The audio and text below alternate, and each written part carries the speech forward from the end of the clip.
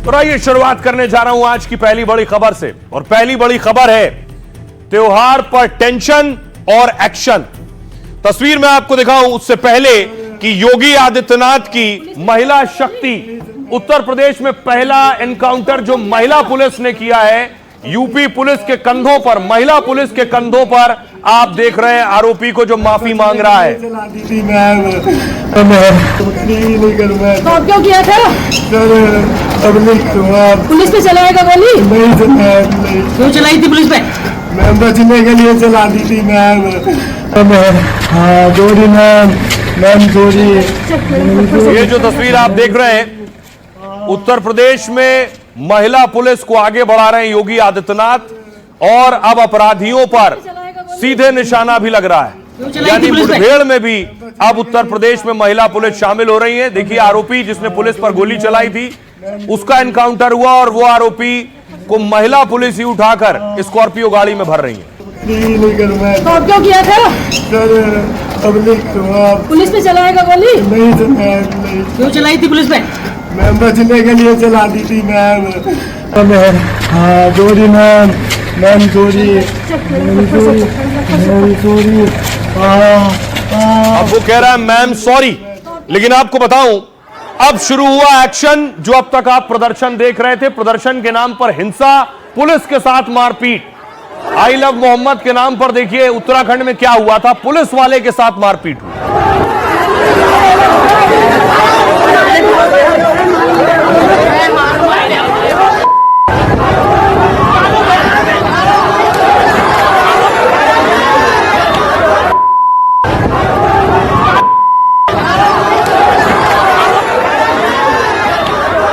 ये जो पुलिस वाले के साथ मारपीट हुई थी, ये करने वाला जो मास्टरमाइंड था, पुलिस ने उसे पकड़ लिया और पुलिस बाकायदा लाठियों के साथ लेकर उसे चली है।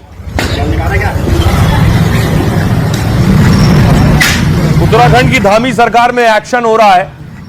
ये वो लोग, ये वो बताया जाता है समाजवादी पार्टी का नेता है नदीम अख्तर, जिसे मास्टरमाइंड बताया जा रहा है। ये देखिए थाने में फिर नदीम अख्तर।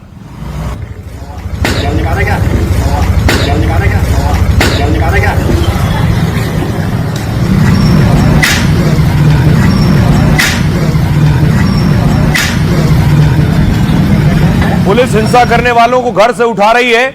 जिन्होंने प्रदर्शन किया, बताया जा रहा है इसी ने प्रदर्शन को लीड किया है, नेतृत्व किया है, लोगों को उकसाया और उसके बाद लोगों ने पुलिस पर के साथ मारपीट की है।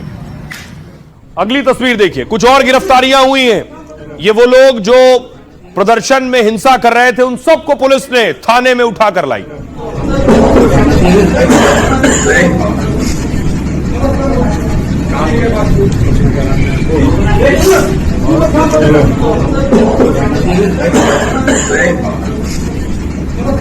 तो ये वो उपद्रवी और शरारती तत्व है जो हंगामा कर रहे थे, और पुलिस अब थाने में सबसे उठक बैठक करवा रही है।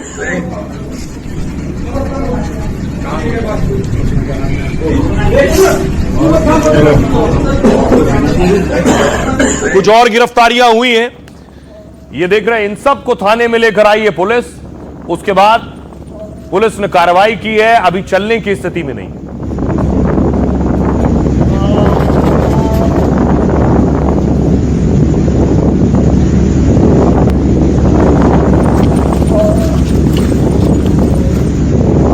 तो पिछले कई दिनों से जितने लोग अशांति फैला रहे थे, हंगामा कर रहे थे, ये यूपी के बरेली की तस्वीर आप देख रहे हैं। आरोपी माफी मांग रहा है।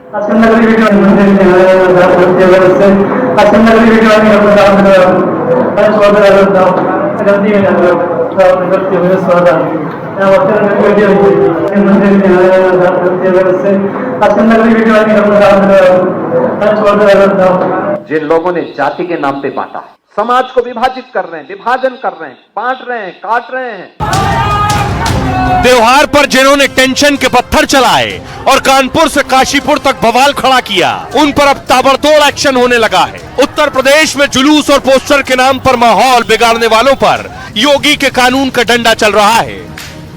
तो गुजरात से लेकर उत्तराखंड में भी उपद्रवियों का इलाज बाबा वाले अंदाज में हो रहा है। प्रदर्शन के नाम पर तनाव फैलाने वाले कहीं कान पकड़कर माफी मांग रहे हैं, तो कहीं कराहते हुए पुलिस से रहम की भीख मांग रहे हैं।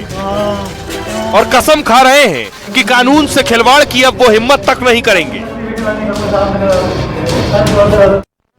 अब देखिए जरा, कार्रवाई हर राज्य में हो रही है, क्योंकि उत्तर प्रदेश हो, मध्य प्रदेश हो, उत्तराखंड हो, सब जगह प्रदर्शन हुए और फिर हिंसा भी हुई। तो देखिए, सबसे पहले उत्तर प्रदेश से शुरुआत कर रहे हैं। उन्नाव में आई लव मोहम्मद के पोस्टर के साथ जुलूस में बवाल हुआ था। मारपीट, पथराव और पुलिस की वर्दी फाड़ने को लेकर प्रशासन ने एक्शन लिया। 8 नामजद और 30 अज्ञात के खिलाफ गंभीर धाराओं में केस दर्ज हुआ है। अब तक 5 आरोपियों को गिरफ्तार कर जेल भेजा जा चुका है। बागपत में बिना अनुमति भड़काऊ नारे के साथ लोगों ने जुलूस निकाला। 2 नामजद और 150 अज्ञात लोगों के खिलाफ केस दर्ज कर लिया गया। शांति भंग करने के आरोप में पुलिस ने 4 लोगों को हिरासत में लिया है। वाराणसी में बिना मंजूरी जुलूस और धार्मिक आयोजन में खिलवाड़ हुआ और उसके बाद एक्शन हुआ। कुछ लोगों ने आई लव मोहम्मद की तख्ती, बैनर के साथ जुलूस निकाला। काशी में रामलीला के दौरान भी कुछ लोगों ने सौहार्द बिगाड़ने की कोशिश की है। 20 नाबालिगों पर केस दर्ज हुआ और कड़े एक्शन की तैयारी है। बहराइच में बिना अनुमति के लोग कानपुर मामले पर विरोध प्रदर्शन कर रहे हैं। पुलिस ने 5 नामजद समेत 350 लोगों पर केस दर्ज किया। अब देखिए उत्तराखंड में क्या हो रहा है। काशीपुर में बिना मंजूरी आई लव मोहम्मद के पोस्टर के साथ जुलूस निकला। भीड़ ने पुलिस की गाड़ी पर पथराव किया, इंस्पेक्टर को पीटा। लाठीचार्ज कर उत्तराखंड पुलिस ने पहले हालात को काबू किया। अगले दिन आरोपियों के अवैध ठिकानों पर बुलडोजर चला और मास्टरमाइंड कहे जा रहे नदीम अख्तर की गिरफ्तारी हो गई। काशीपुर में हंगामा करने वाले 6 दूसरे उपद्रवी गिरफ्तार हुए। माहौल बिगाड़ने के आरोप में 10 और लोगों को हिरासत में लिया गया है और 500 से ज्यादा लोगों के खिलाफ केस दर्ज हुआ है। गुजरात देखिए, गोधरा में बवाल और पत्थरबाजी करने वालों का योगी स्टाइल में इलाज हुआ। जिन लोगों ने जुलूस के नाम पर पहले गोधरा में अफवाह फैलाई, फिर थाने और पुलिस की गाड़ी पर पथराव किए, सबके सामने वहीं पर उनकी बाकायदा परेड निकाली गई। आरोपी लंगड़ा कर चल रहे थे और माफी मांगते हुए गलती कबूल कर रहे थे। पुलिस ने 88 लोगों पर केस दर्ज किया है। 77 की गिरफ्तारी हुई है। महाराष्ट्र, आपको बताऊं, कानपुर में हुए जुलूस और एफआईआर पर मुंबई में भी रैली निकली। बिना अनुमति रैली निकालने पर गंभीर धाराओं में केस दर्ज हुआ। लातूर और नागपुर में भी जुलूस को लेकर कड़े एक्शन की तैयारी है। फडणवीस ने माहौल बिगाड़ने वालों पर कड़ी कार्रवाई के निर्देश दिए हैं। यह है तैयारी। अब कार्रवाई हो रही है। सुनिए जरा योगी आदित्यनाथ क्या कह रहे हैं और उत्तराखंड के सीएम पुष्कर धामी क्या कह रहे हैं। जिन लोगों ने जाति के नाम पे बांटा, क्षेत्र के नाम पे बांटा, भाषा के नाम पर बांटा, तमाम बातों के आधार पर बांटा, और आज भी वे उसी विदेशी मानसिकता के साथ काम कर रहे हैं। समाज को विभाजित कर रहे हैं, विभाजन कर रहे हैं, बांट रहे हैं, काट रहे हैं। परिणाम क्या होगा? उनका मुनाफा फिर भारत के अंदर आतंकवाद को भड़काने में, नक्सलवाद को भड़काने में, उग्रवाद को भड़काने में और भारत के अंदर ही अव्यवस्था पैदा करने में उसका दुरुपयोग होगा। काशीपुर में भी निश्चित रूप से इसी प्रकार का जिन्होंने कानून तोड़ने का काम किया, कानून व्यवस्था खराब करने का काम किया, दंगा भड़काने के लिए प्रयास किया, उनके खिलाफ कानून अपना काम कर। रही अब आपको बताऊं कि प्रदर्शन अभी भी हो रहे हैं। तस्वीर आई है यूपी के मुरादाबाद से। ये मुरादाबाद में भी प्रदर्शन हो रहा है। कौन है जो इसे हवा दे रहा है?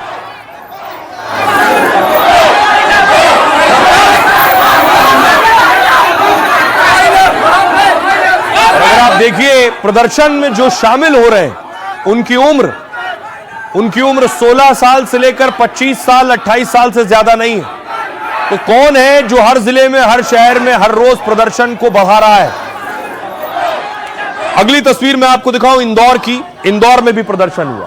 यह सिर्फ पोस्टर के नाम पर प्रदर्शन नहीं है, इसके पीछे कुछ और लोग हैं जो हर जिले में इस तरह के प्रदर्शन के लिए उकसा रहे हैं।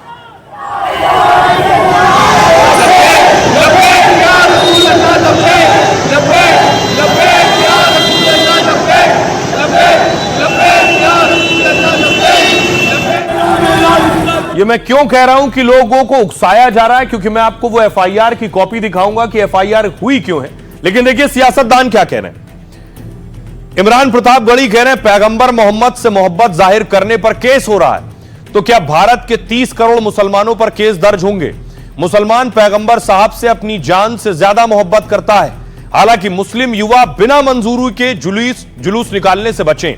चंद्रशेखर रावण कह रहे हैं मैं कहता हूं आई लव मोहम्मद, अब मुझे जेल में डालकर दिखाओ, मैं देखना चाहता हूं आपकी जेल में कितनी जगह है। मौलाना यासूब अब्बास कह रहे हैं मोहम्मद साहब अमन के पैगंबर थे, जंग के नहीं। आई लव मोहम्मद कहने पर अगर एफआईआर करोगे तो देश का बच्चा बच्चा यह कहेगा चाहे कितने एफआईआर करो। ब्रजभूषण शरण सिंह बीजेपी नेता कह रहे हैं मोहम्मद साहब ने बराबरी का दर्जा दिलाया था। 57 देशों में इस्लाम तलवार के दम पर नहीं फैला बल्कि यह समानता की वजह से फैला है। धर्मपाल सिंह मंत्री यूपी सरकार कह रहे हैं कानून से किसी को खिलवाड़ करना नहीं दिया जाएगा और प्रशासन ने कड़ा एक्शन लिया है, कुछ गिरफ्तारियां भी की हैं, लोगों से शांति बनाए रखने और अफवाहों से दूर रहने को कहा गया है। बीजेपी प्रवक्ता कह रहे हैं सरकार धर्म देखकर कार्रवाई नहीं करती है, जो कानून तोड़ेगा उस पर कार्रवाई होगी। आइए आपको सुनवाता हूं, सुनिए जरा सियासतदान क्या कह रहे हैं और मुस्लिम धर्मगुरु क्या कह रहे हैं। आप भगवान बुद्ध की कथा करते हैं तो पंडाल तोड़ दिए जाते हैं, मूर्तियां उठा के फेंक दी जाती है, आपको कोई नई परमिशन नहीं मिलेगी। मैं कह रहा हूं आई लो मोहम्मद, लो मुझे जेल में डालो, मैं देखना चाहता हूं कि आपकी जेल में कितनी जगह। आई लव मोहम्मद कहने पर हर अमन पसंद मुसलमान और इंसान आई लव मोहम्मद कह रहा है, क्योंकि मोहम्मद साहब अमन के पैगंबर का नाम है, जंग के पैगंबर का नाम नहीं है। ये एफआईआर हमारे सर का ताज है, ये एफआईआर हमारे लिए कोई गलत चीज नहीं। उसकी गिरफ्तारी कर ली गई है और उस पर जांच करके फिर उनके खिलाफ भी कड़ी कार्रवाई की जाए। जो कानून के साथ खिलवाड़ कर रहे थे उनके खिलाफ कड़ी कार्रवाई कर दी है और दोषी किसी भी हाल में बख्शे नहीं जाएंगे। आइए अब मैं आपको बताता हूं आखिर सच क्या है। प्रदर्शन हो रहे हैं, कोई शहर बचा नहीं, कोई राज्य बचा नहीं जहां प्रदर्शन ना हो रहे हो। यह प्रदर्शन शुरू कैसे हुआ इस तस्वीर के साथ। सबसे पहले कानपुर में प्रदर्शन हुआ। कानपुर का प्रदर्शन पूरे देश में फैल गया। कहा गया यह पोस्टर लेकर, आई लव मोहम्मद के पोस्टर लेकर चलने पर एफआईआर हो गई, यह पोस्टर लगाने पर मुकदमा दर्ज हो गया। लेकिन मैं आपको एफआईआर की कॉपी दिखाता हूं, देखिए जरा। ये जो अगली तस्वीर आप देख रहे हैं ये एफआईआर की कॉपी है, जो कानपुर में एफआईआर हुई है, ये है वो एफआईआर। अब मैं आपको एफआईआर पढ़कर बताऊंगा कि इस एफआईआर में आखिर लिखा क्या है, क्या कहती है पुलिस की एफआईआर। देश भर में जो बवाल हो रहा है उसकी शुरुआत कानपुर से हुई है। मुस्लिम पक्ष आई लव मोहम्मद के पोस्टर पर एफआईआर हुई, यह कह रहा है। मुस्लिम पक्ष का कहना है जुलूस में आस्था का पालन करने पर एक्शन हुआ है। कानपुर पुलिस ने एफआईआर और एक्शन को लेकर बड़ा दावा किया है। कहा एफआईआर आई लव मोहम्मद लिखे बैनर को लेकर नहीं की गई है, बल्कि गलत जगह टेंट बैनर लगाकर नई परंपरा शुरू करने पर हुई और इस नई परंपरा का विरोध हुआ तो दूसरे पक्ष के पोस्टर फाड़ दिए गए। तो माहौल बिगाड़ने के आरोप में कानपुर पुलिस ने केस दर्ज किया है। बीएनएस की धारा 96 और 299 के तहत केस दर्ज हुआ। दो समूहों में दुश्मनी बढ़ाने और नफरत फैलाने पर यह धारा लगती है। जुलूस के आयोजक समेत 25 लोगों पर केस दर्ज हुआ है, लेकिन इस मामले में किसी तरह की कोई गिरफ्तारी अब तक नहीं हुई है। कानून के जानकार मानते हैं कि एफआईआर सीधे रद्द या वापस नहीं हो सकती है। या तो एफआईआर के बाद चार्जशीट बनती है और जांच होती है। एफआईआर रद्द करने के लिए हाईकोर्ट में रिट याचिका दायर करनी होती है। कोर्ट में साबित करना होता है कि एफआईआर निराधार और झूठी है। अदालत तथ्यों की समीक्षा के बाद एफआईआर रद्द कर सकती है। तो सवाल यह है कि सिर्फ पोस्टर लगाने पर बवाल नहीं हुआ, एफआईआर हुई है उसके आगे की कहानी पर। सुनिए जरा क्या कुछ कह रहे हैं ज्वाइंट कमिश्नर और एडवोकेट। दूसरे धर्म का एक पोस्टर लगा था जिसको कि लड़के थे, उन्होंने डंडा उसको मार दिया, वो फटके लटक गया, जिस पे लोगों ने आपत्ति करी। एफआईआर उसके संबंध में लिखी गई है। इसमें दो पहलू हैं कि आई लव मोहम्मद से कोई मतलब नहीं है, वो जो पोस्टर फाड़ा गया उसको लेके है, और दूसरा उसमें जो नामजद लोग लिखाए गए, बताया जा रहा है किसी एक व्यक्ति के प्रभाव में 8 लोग को नामजद किया गया है। इस बात में कुछ सत्यता है, उसमें वो सभी लोग का रोल नहीं पाया गया, कुछ 3 या 4 लोगों का रोल पाया गया जिनके खिलाफ समुचित धारा में कार्रवाई की जा रही है। वो एफआईआर जो बैनर जिसको लेके ये विवाद खड़ा हुआ है उस पे नहीं हुई है। आई लव मोहम्मद का जो बैनर लगा था उस पे नहीं हुई।